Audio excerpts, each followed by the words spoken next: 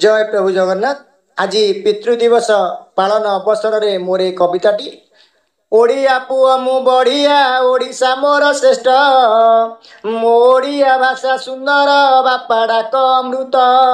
बापा डाक तुण्य मधुर मंदा किनीर धार बापा नाम तुण्य धरिले कष्ट हुई दूर पिता धर्म पिता स्वर्ग पिता परम तप पितरी पितिमा पने जे सर्वदेव संतुष्ट बापा तिले घर सुंदर बापा पर्वत परी जेते बाधा विघ्न आसई सबु जाए टिटली तांकरी रकत मांसरे आम शरीर गढ़ा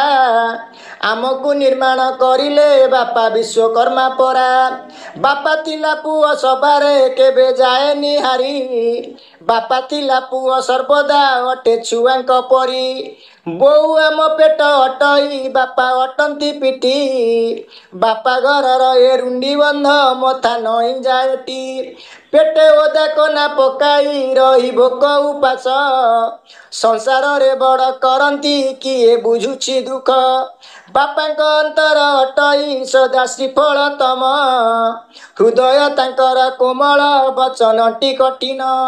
बापा अटंती घर ढाल बापा ओजन स्तर बापा तिले घर सुंदर विपद हुए दूर पंचतीर्थ जल नुहई तांक पाद धूली को से धूली मतारे लागिले लंघिबा समुद्र को सबु रचिचंती संसारे प्रभु कला ठाकुर तांको पाद तले सर्वदा मुहि करे जुहार तांको पाद तले सर्वदा मुहि करे जुहार। जय प्रभु जगन्नाथ। समस्त को मोर सारस्वत प्रणाम।